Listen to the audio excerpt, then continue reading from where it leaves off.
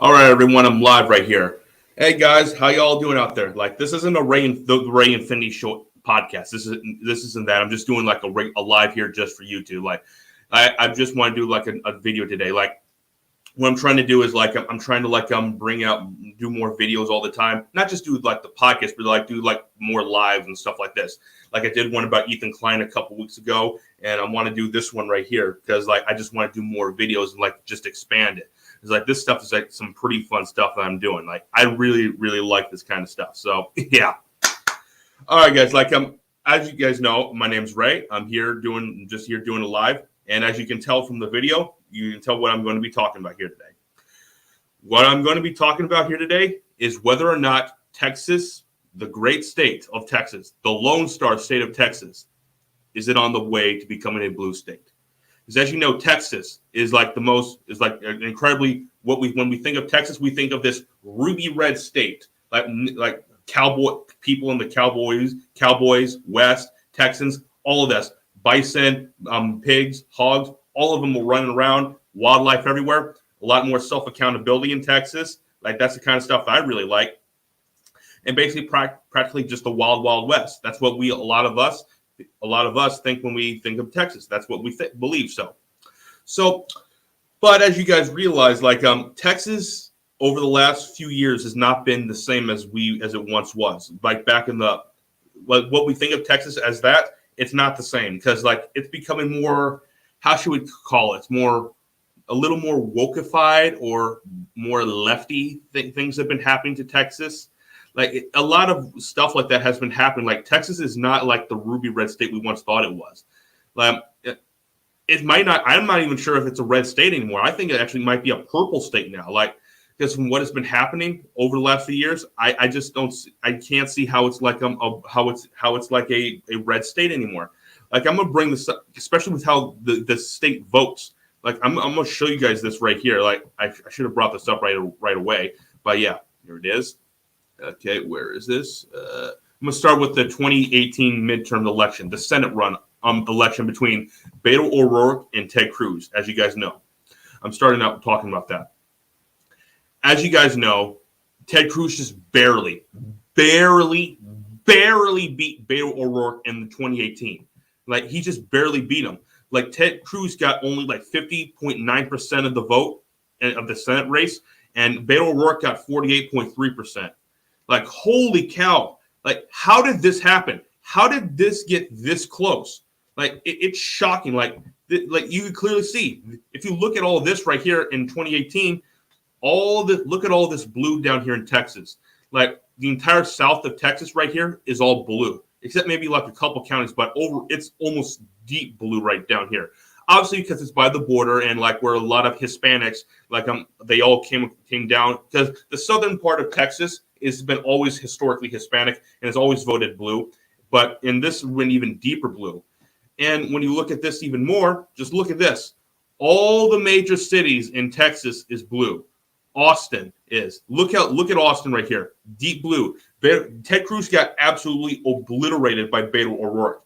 He only got like 24% of the vote, and Beto O'Rourke got 74% of the vote. Like man, this is pretty shocking right here. Or up here we got Dallas right here, where Beto O'Rourke got 67% of the 66% of the vote, I should say, and Ted Cruz only got 33% of the vote. Like absolutely destroyed him. Or San Antonio down here, Beto O'Rourke got 60%. Or over in Houston, right? Is this Houston? Yeah. Well, Beto O'Rourke got 58% in Houston, and Ted Cruz only got 41%. Like Texas is not a ruby red state anymore. Like, how did it? What? And like when you look at this right here, the reason this has happened is Californians, New Yorkers, and New Jerseyers, Rhode Islanders, Maryland's, like all of those people from all the coast, they moved to Texas. But when they move to Texas, they bring their liberal policies with them. So they escape the trash state that they were living in, only to bring that with them when they go to a better state. So clearly, this makes no sense. I have no idea why they're even doing that. So yeah. Oh hey, Jeromeo, thanks for stopping by, man. How you doing, brother? And he says they cannot woke the population, so they're going to replace it with immigrants. That is what they're doing. 100% of what they're doing right here. Like, as you can see right here, like Texas, like in 2018, it almost went blue, and it just barely didn't. And now I'll bring it to like the 2020 election between Trump and Biden. I'm gonna bring that up right here. Bring that up. Okay, where is this? Okay, is this the right one? I think this is the right one. Is it?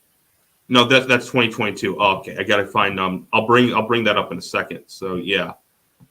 Okay. Okay, right here. I got it down right here. Taking California from Mexico in 1848 was a mistake. Karma hits bad. Oh yeah, 100%. Like the only places we probably should have taken was like Texas, Arizona, and New Mexico. That's all we should have taken from Mexico. And like we should taking. Here's the thing though. When you look at it, California used to be a red state, like a ruby red Republican state, like the typical Republican way that you think. And then what happened was all the thousands of people moved there, and then on top of that, we have in as much of a big fan as I am of Ronald Reagan, because he's one of the greatest presidents we've ever had, he made one huge mistake. He signed the Immigration Control Act, which what that was, it legalized millions of illegal aliens. And he signed it, I believe, was in 1988. I believe so. And like the next presidential election was in 1989 with George H.W. Bush, who barely won the election. He barely won it. And then ever since then, after that election, California has always been a deep blue state.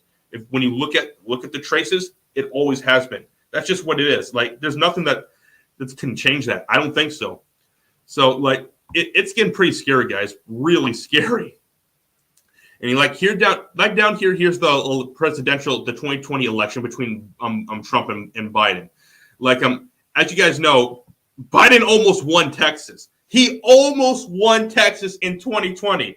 Like when I was looking at a whole bunch of stuff, and when I saw it, it was like Biden had a pathway to just narrowly win Texas. Like the fact that he even had that is shocking. Like how that's even possible, I have no idea. No idea.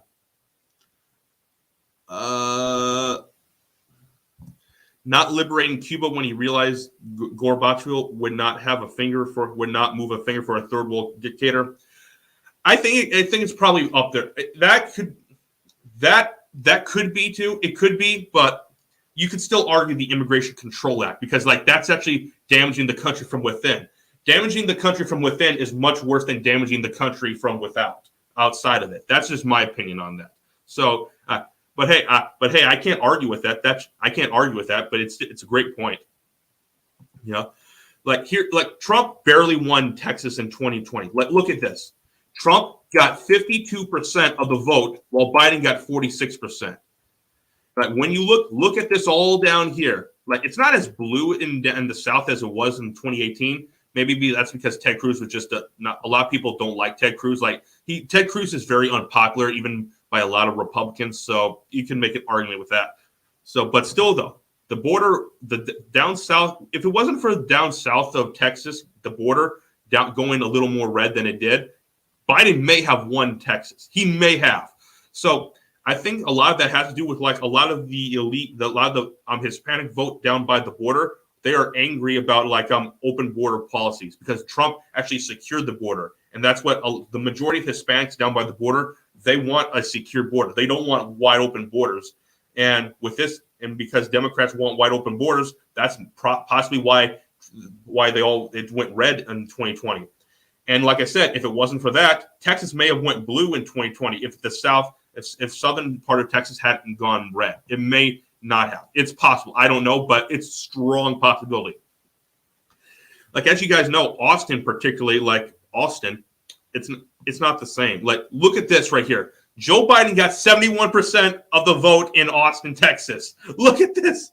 Like, absolutely obliterated Trump. Trump only got 26%.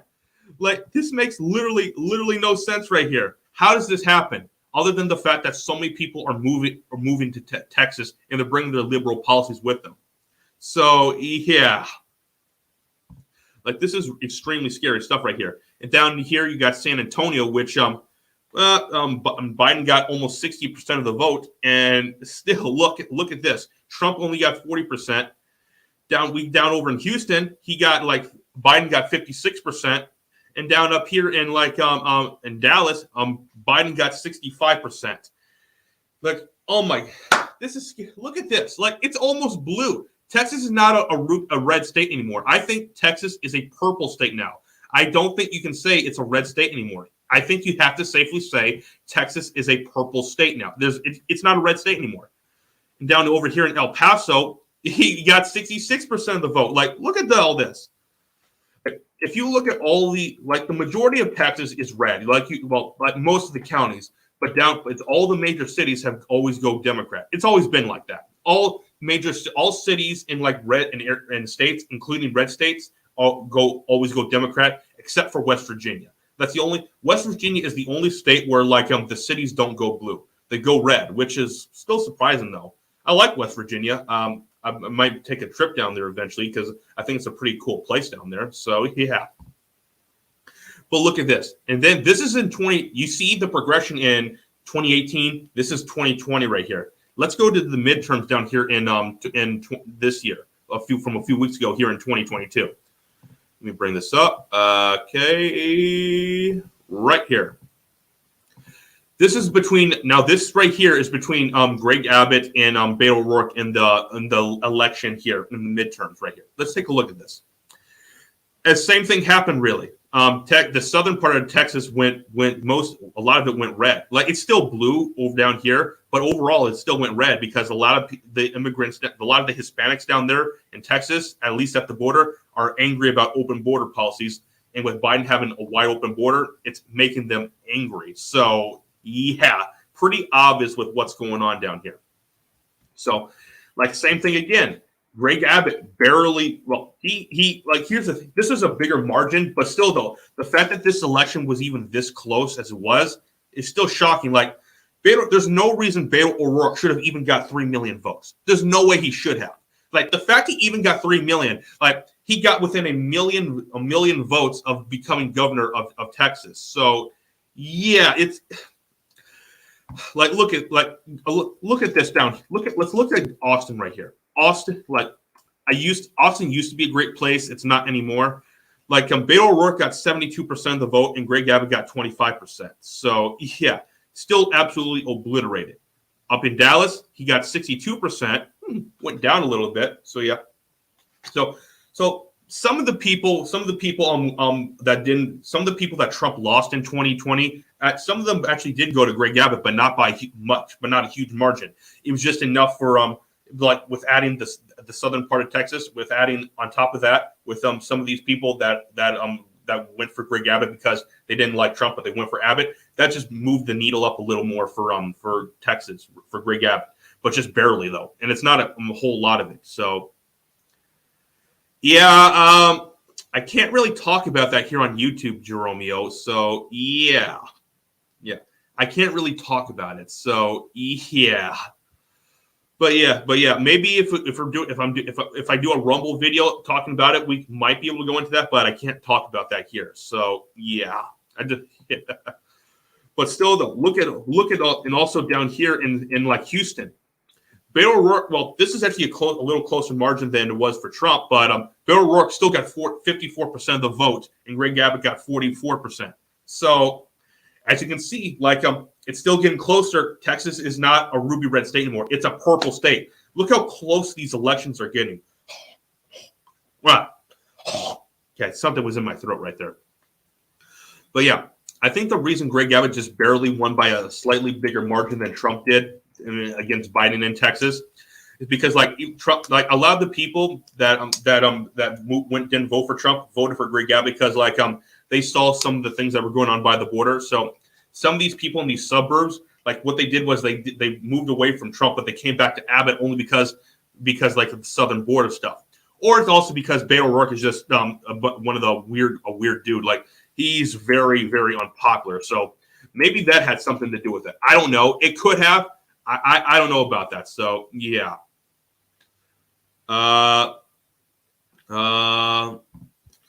Do you know the fact that the president of Mexico is a former communist is playing a role in the worsening of the migration crisis? Yep, I know that. I know that. Like the reason he put like when Trump was in office, the reason he put 28,000 like soldiers on the southern border because Trump was going to mess with their tariffs. So that he played the game. So that's why Trump he was kept in check when Trump was in office. So yeah. But as you can see right here, like Texas is becoming is blue state. It's not red anymore. I'm sad about that. I don't think there's any way to avoid it becoming it's a purple state right now. Now, can we prevent it from becoming a blue state? It's possible, but with what's going on at the southern border right now, it may be inevitable. It may be. It's a purple state right now, and it might become blue. I don't know. It might take a few more election cycles, but there's going to get a stronger chance of it becoming a blue state, a much stronger chance. So yeah. But yeah, like and I was talking about like Ted Cruz talking about Texas becoming a blue state or not. He did an interview with Ben Shapiro, which I'm going to bring that interview up. I want you guys to see that because it's actually pretty interesting. Because he talked about this right here. Let me find it right here. I want you guys to watch this video too. I watched it and I actually really enjoyed it. So I want you guys to take a look at it too. So here it is. So let's talk about Texas. Arizona, another state where we are seeing movement toward the purple. In Texas, obviously, that's been at the top of Democrats' list. The reason that you were target number one is because they saw that as indicator that they could finally turn this kind of deep red state blue.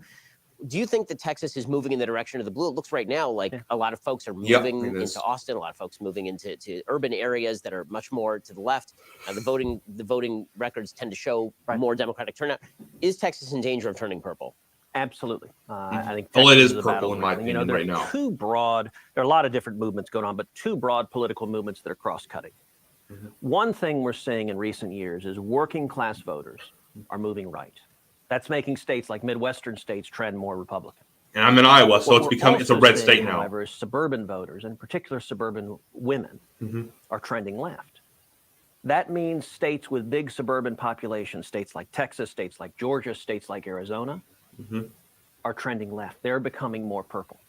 You know, Texas, people think of Texas as a rural state, you know, sort of the cowboy ethos, but we're one of the most urban and suburban states in the entire country. 3 of the 10 biggest cities in America are in the state of Texas, and 4 of the 11 biggest cities in Texas, or in the country, are in Texas. In Texas, between Houston, Dallas, Fort Worth, Austin, and San Antonio, over 2/3 of the voters in the state of Texas are in those 4 major metro areas. We have massive suburban populations. Basically, the way the Texas voting typically works is you have the cities, which have been Democratic for a while, the core of the cities, and then you've had these bright red donuts around the cities that have been suburban Republicans. That's what's kept Texas solidly Republican. That's what happened in 2018 is those bright red donuts became purple as suburban voters moved heavily left. By the way, that's what decimated the congressional Republicans in California. California has a lot of suburban voters as well, places like Orange County that used to be very Republican, and they moved significantly to the left.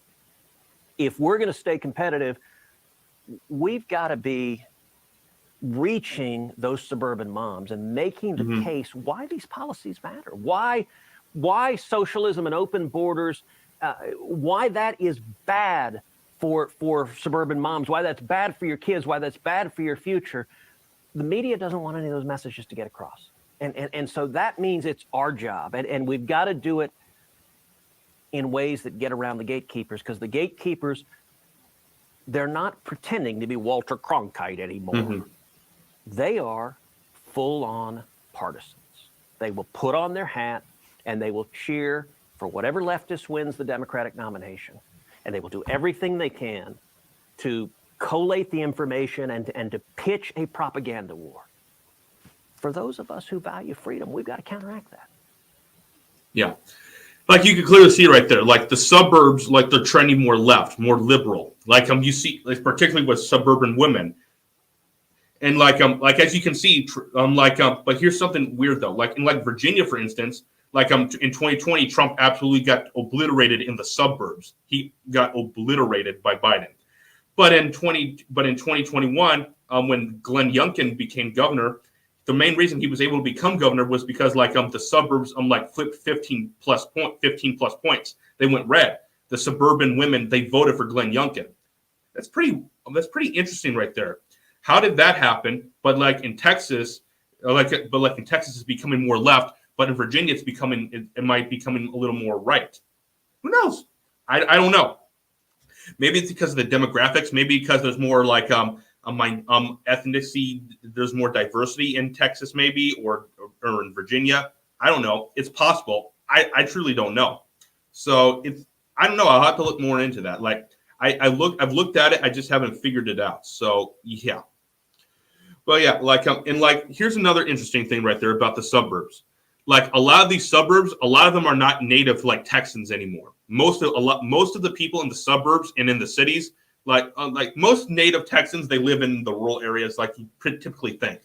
But in the cities and the suburbs, it's mostly people from California, New York, or other place, or other New Jersey, or any other blue states. And they're still liberals, and they bring their policies with them. And here's another interesting thing of what's going on, and something a lot of people aren't thinking about. A lot of these California and New York transplants, they're being targeted. Here's why they're being targeted: because they're getting them to vote more, bring their policies with them. Because Democrats are literally are spending millions of dollars to get Democratic leaders and liberal leaders elected in red states to turn them blue. So who's one of the main guys behind this? Former mayor of New York City and Democratic politician Michael Bloomberg. He's spending millions of dollars to get Democratic leaders elected in office to not only turn the states red, but also enact stricter gun control laws. I'm bringing this right up right here. Colin Noir talked about this. I'm going to play the clip that he played of it, but because this is actually pretty interesting right here. It's really cool. Give me 1 second. Bring this clip up right here. Right here. Here it is, guys. Yep. Okay. Robert Francis Sommelier will go down in history as one of the most anti-gun politicians in history after saying this. Hell yes, we're going to take your AR-15, your AK-47. And he almost became a United States Senator of Texas. And I highly doubt that it was Texas natives who voted for him. It was not Texas natives who voted for gun him. Control, Michael Bloomberg and his band of box wine drinking misfits, Everytown for Gun Safety, formerly known as Moms Demand Action. Moms Demand Action, Everytown for Gun Safety. Millions into Texas to specifically get anti-gun politicians elected into office in Texas. And guess who they're targeting as their voter base? All of you California and New York transplants. They literally want to turn Texas into the same place you're trying to run away from. Moms Demand Action is part of Everytown for Gun Safety, a national nonprofit that advocates for gun control. Founded by, but now operating independent of, billionaire Democratic presidential candidate Mike Bloomberg.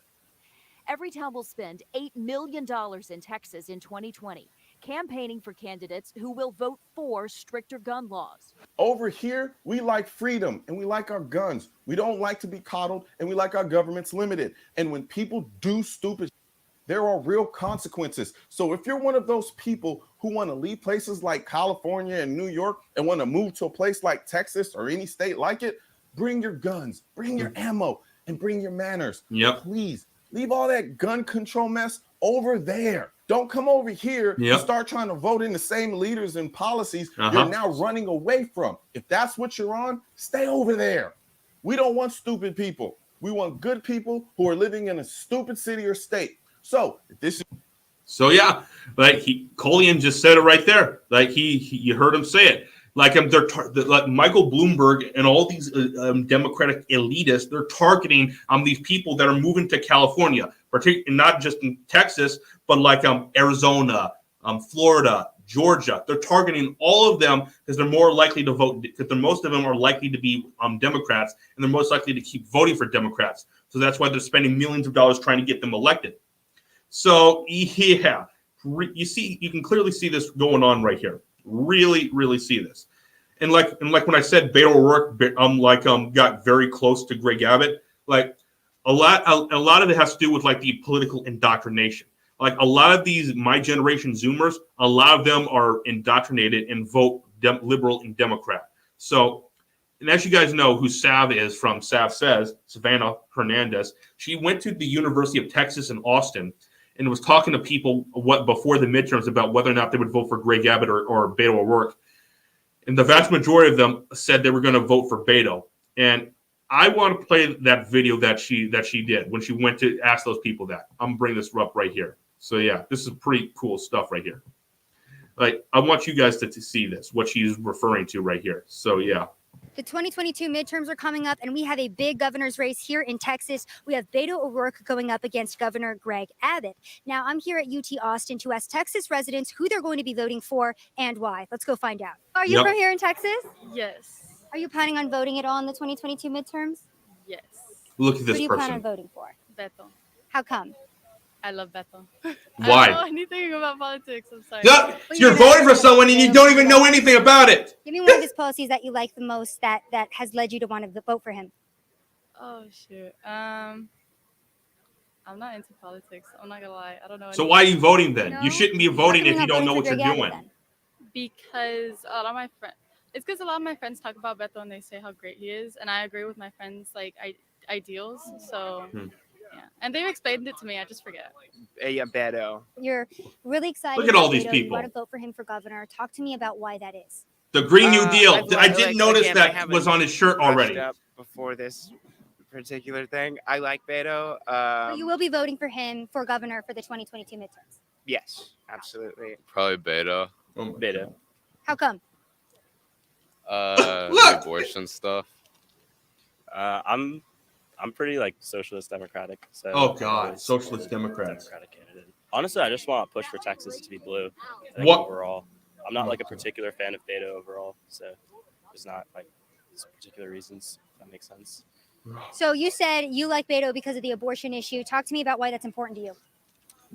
I don't know. I just feel like women should have like the choice to have an abortion. So I wondered this from the man's perspective. Like, do you hope that abortion is also an option for women just in case you get a girl pregnant? I mean, yeah, like Look at this I guess. dude Yeah, right of here. course, yeah. This is how indoctrinated my generation is. I do plan on voting for Beto. So yeah, same here. How come you guys want to vote for Beto? Talk to me about it. I'd rather not talk about it, but yeah, I'll just be voting, wasting my Oh my money. God. Yeah. Same. Same? Yeah. Just like one thing you guys like about Beto. Can't even explain it. Can't explain How it. come? Because I lean slightly Democratic, in terms of like the political spectrum. So, What is that big policy that Beto has put forth that you really like that captured your attention? I'm not really sure, to be honest. No? No, My like I'm God. not like the most political person on earth, but he seems cool, and I don't like Oh what is my it? I God. don't like Governor Abbott. So Why? What would you say to people who say Beto O'Rourke wants to take away gun rights from Texans? Yeah. Texas is big on guns. What are your thoughts on that? I don't really care about guns, to See? be honest. So like, it Don't doesn't care really about affect me. guns. So like, The governor so like, decides no more guns in so when the Texas. government decides becomes that you'll be all tyrannical, for you're it. not going to be able to fight back. So I'm This an guy international don't care. student, but so I won't particularly be voting. But if I could, I would be voting for Abbott. This guy's cool. I just think that he gets a lot of hate for stuff that's not particularly in his control. He's not the one who can really call the legislature to fix something. That's all the lieutenant governor. It's all his responsibility. He doesn't have the unilateral power for the pardons. So the office of governor of Texas is a lot weaker than in a lot of other states. Yep, So it you is can a expect lot. him to, live up to be a governor like you would in the other states for the most part. Talk to me about Abbott a little bit. This because guy's we've pretty had a lot of smart right support for Beto out here. What specifically do you like about Abbott over Beto? I know Governor Abbott. He's so I want to be a physician. I know a few physicians.